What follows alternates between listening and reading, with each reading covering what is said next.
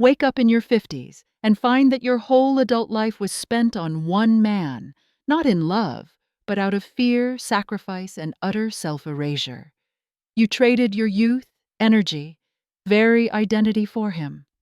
You brought up his kids, ran his household, and served his needs before your own, and you did all of that sharing him with other women, because someone, somewhere, once shared with you that this was the only way to heaven. And you listened. That is the tale of Christine Brown. She lived within a belief system that defined obedience as sanctity and defined sacrifice as sacred for over 2 decades. Christine wasn't merely married to Cody Brown, she was part of a system that promoted him while gradually eliminating her. What makes it so much worse? She really didn't know. She really didn't. Because when you're born into something like this, when everyone around you keeps telling you that it's okay, it doesn't feel wrong. Not until a long, long time later. Hello friends, welcome back. If you're new to my channel, don't forget to subscribe and tap the bell so you don't ever miss an update. And if you've ever watched Sister Wives and had that uncomfortable knot in your stomach when Christine suppressed the smile, then you're not alone. Let me know your thoughts in the comments. I read every single one. Today, we're stripping back the emotional layers of Christine Brown's story. From a good wife who kept sweet, to a woman who ended up saying, enough. Because sometimes the most frightening thing isn't leaving, it's understanding you never really had a choice to start with. Christine didn't marry into polygamy, she was born into it. From the beginning, her reality was informed by rules she never got the opportunity to challenge, because challenging wasn't an option. As she describes it, plural marriage wasn't this revelation presented later in life. It was normal. It was ubiquitous.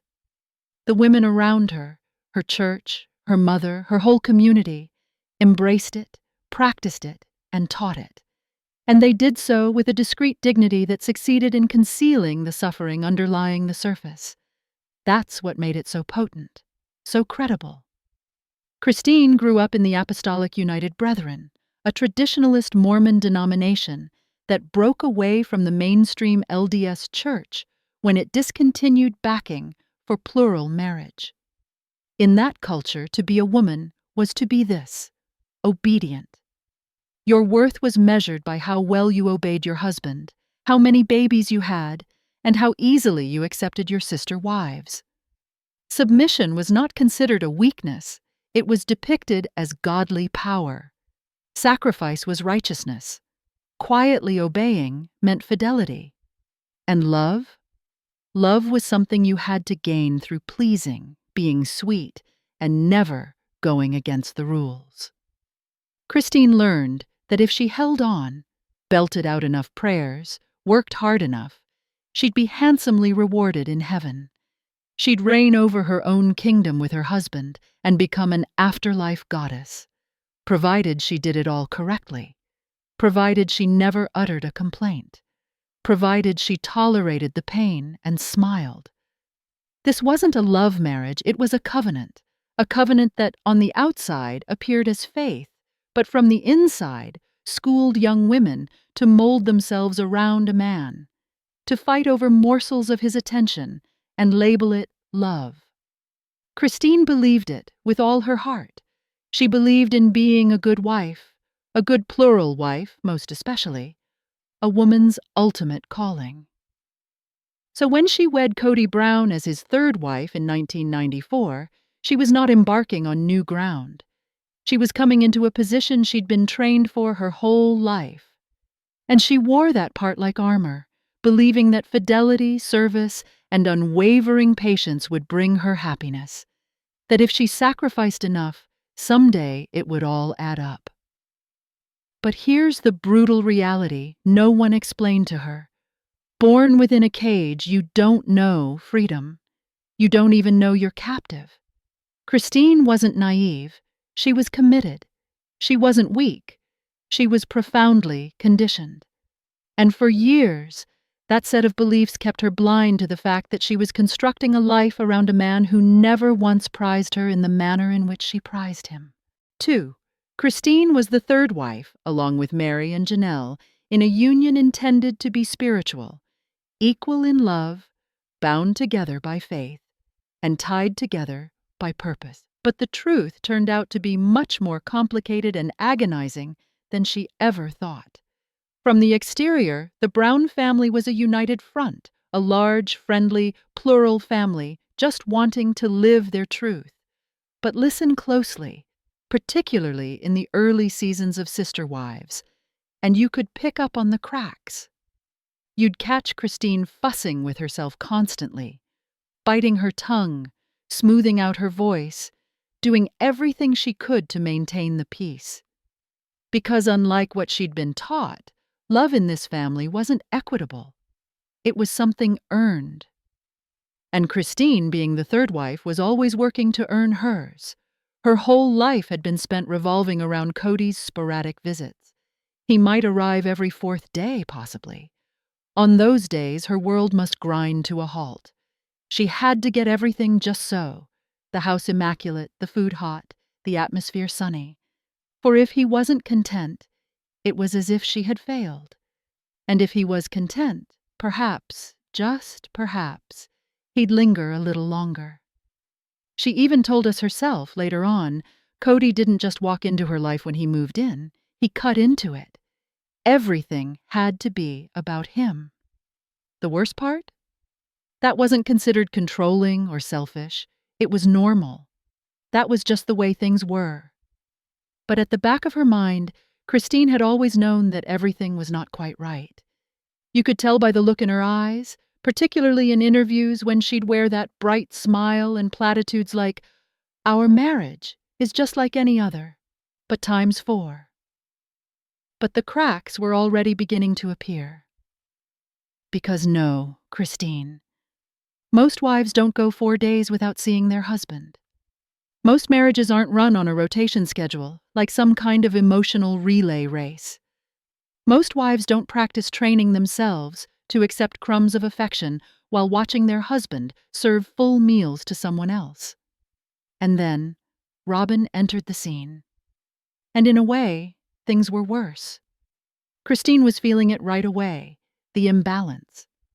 All of a sudden, Cody wasn't sharing the rotation as equally as he used to in the past. He was spending more time with Robin, showing more attention to her kids, and Christine was left to gather the emotional shards. You could see the heartbreak when she confessed that she actually used to look forward to her evenings with Cody, but eventually she just quit. Cody's favoritism wasn't covert. He put it in words on television at least once, if not twice. He felt respect and loyalty from Robin that he didn't feel towards the rest. He portrayed Christine as melodramatic, entitled, even selfish, for expecting more out of him than scraps. What she really wanted wasn't excessive. She wanted love. Real, regular, mutual love. There's one scene that's particularly striking. Christine on the couch, tears brimming in her eyes, admitting she didn't feel a partner equal to him. She felt lonely and invisible, at the bottom of every list. That admission wasn't performed, it was unvarnished and truthful. The kind of hurt you say only after out of options for glossing over it. What makes it especially tragic is that Christine didn't just suffer through it. She was convinced of it for so long. She convinced herself that this was what marriage was like, that it was her responsibility to accept, to adapt, to bend, that if she remained sweet, patient, and loyal enough, that things would improve. They didn't. Because the system wasn't constructed to love her, it was constructed to keep her in line. And that's what made the marriage a cage, not because she wasn't strong, but because she was conditioned to see the cage as sacred. There's a moment in every story like this, a quiet, almost imperceptible turning point when everything begins to unravel. For Christine Brown, it wasn't a single blow-up, It was a gradual, agonizing unraveling, years of faking that she was fine. But then came the day the curtain finally fell, and she couldn't deny herself anymore. It arrived after years of emotional desolation, after years of reconstructing her life around a man who hardly noticed when she was in pain. Christine was the happy one, the fun mom, the cheerful wife who brought light into the Brown family. She strongly believed in what she was doing. She felt honored to be a polygamist wife. She reassured herself that this was God's plan, that her sacrifice will be rewarded. But as the seasons progressed, Cody turned his focus increasingly toward Robin. Something within Christine started to shatter. One of the most frank moments of awakening came when she did her one-on-one interviews with host Zukana Krishnansuki. It was like therapy on live television in front of millions. You could see it on Christine's face. Her voice shook, and her eyes, her usually wide eyes that were normally full of that optimistic spark, looked heavy. She said the word out loud. Blushing. Humiliated. That's how she described how she felt reflecting upon her life. She wasn't sad or mad. She was humiliated. Because now, with distance and the mist clearing, she could see how much she had sacrificed herself for Cody. She remembered altering her home, her schedule, her very self, every time he visited. She remembered attempting to prepare his favorite foods, going out of her way to do everything in her power, to make everything just so, only to be made invisible the second he entered. She recalled sitting beside him and her children, not to connect, but to force them to sit through his taste in films, gladiator movies, wizard series, never seeking their opinions, only expecting them to follow suit. And Christine did, for years. She went along because that's what she had learned. But when the epiphany came, she couldn't help but unsee it. It wasn't only about Cody's actions, it was about the whole system that instructed her to remain sweet and quiet, no matter how much she was suffering. What actually energized her awakening wasn't rage. It was contrast. As Christine started to feel what a genuine partnership looked like outside of the Brown family, she was introduced to something different, healthier, more compassionate, a relationship where she wasn't supposed to shrink in order to be loved. That distinction was like experiencing color for the first time after existing in black and white. She began seeing a therapist. She started saying things out loud, unfiltered to accommodate the plural marriage story. And it wasn't pleasant.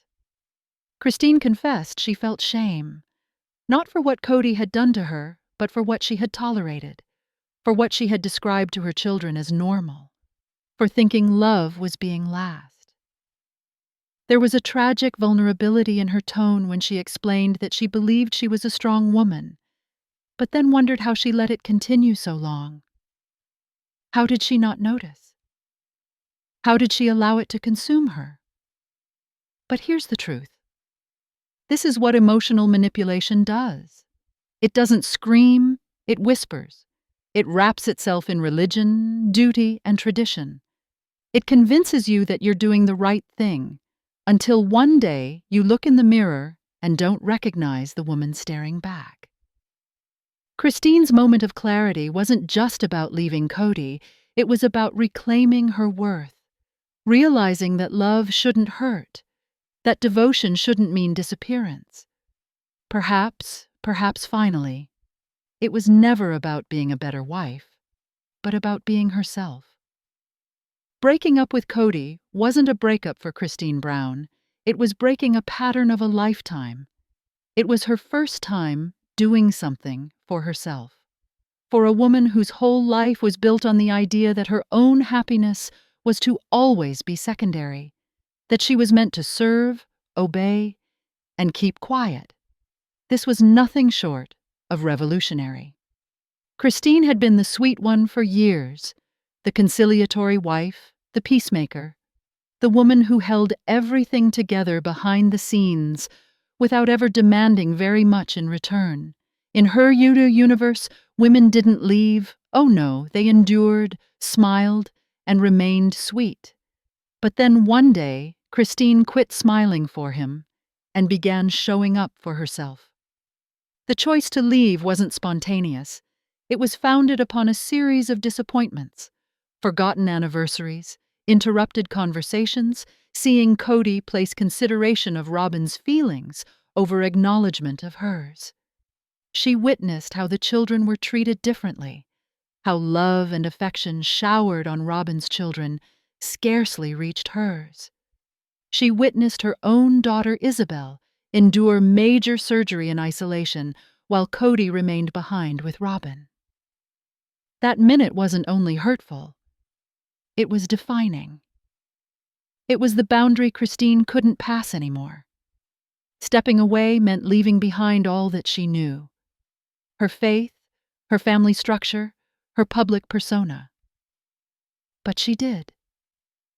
And in doing that, she gave her children and herself what they'd never really had: peace. A life not constructed on hoping that someone else would arrive. Something was different in Christine after that. You could hear it in her voice, that tired, whispery tone. By the time those subsequent seasons were broadcast, something had changed in Christine. That perpetual, hesitant tone in her voice, it was gone, replaced by clarity, by strength. Her laughter was louder, her posture better, and when she looked into the camera, it wasn't with pleading eyes hoping to be noticed. It was with eyes that at last were seeing clearly. She started parenting with renewed purpose as well. No longer was she to repeat the cycles that had defined her in the past. She set out to raise daughters who would not accept emotional neglect as a spiritual responsibility, and sons who would not be raised to believe they were owed women's submission just because of their religion. Christine refused to perpetuate the notion that women need to cinch themselves to be deserving. And that requires real guts. Because Christine didn't only walk away from Cody, she walked away from a whole way of believing. A system that required silence, rewarded suffering, and idealized blind submission. She had to unlearn all the things she'd learned since the age of a child, while under the unremitting gaze of a reality television camera, with millions witnessing. While that was happening, Mary remained. Even after years of being emotionally excluded, after the catfish scandal exposed just how much she was really alone. And Robin? She remained as well, in what has become increasingly less like plural marriage and more like monogamy. Cody's affections now devoted nearly wholly to her. The contrast couldn't be clearer. Christine departed with only her truth. And somehow she gained everything. Because now she knows. She recognizes what genuine, healthy love feels like. She recognizes that she doesn't need to compete for attention. She recognizes that love is not supposed to make you feel small, and more importantly still, her children are observing.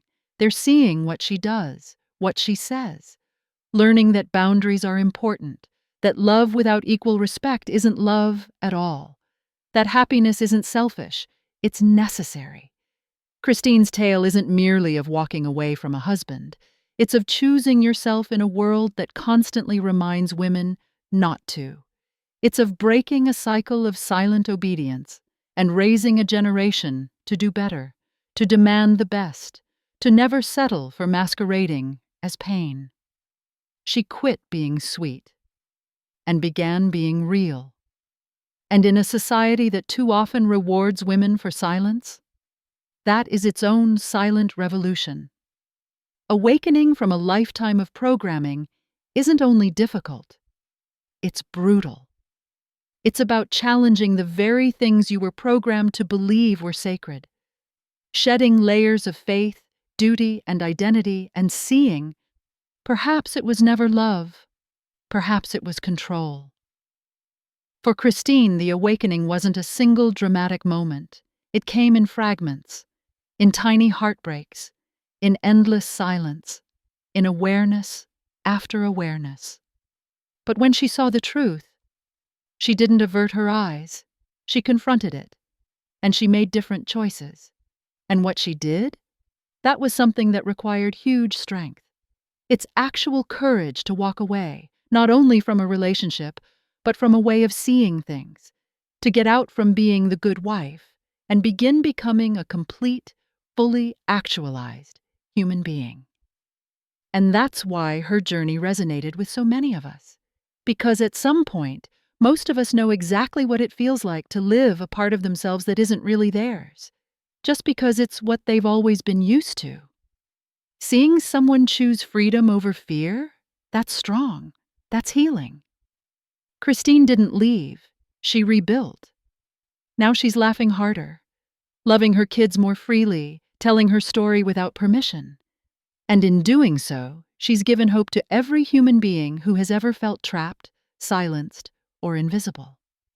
If you ever felt as though you weren't living your authentic self, Christine's tale is a reminder. It's never too late to reverse that. Leaving isn't a sign of weakness. Starting anew makes you brave. Thanks for being with me. I'm Sophia, and this is Reality Recap. In case Christine's story touched you, I'd like to know what you think. Leave a comment below, give that like button a tap. And if you're new here, do not forget to subscribe and tap the bell so you don't miss an episode. We'll continue watching, continue growing, and continue healing together.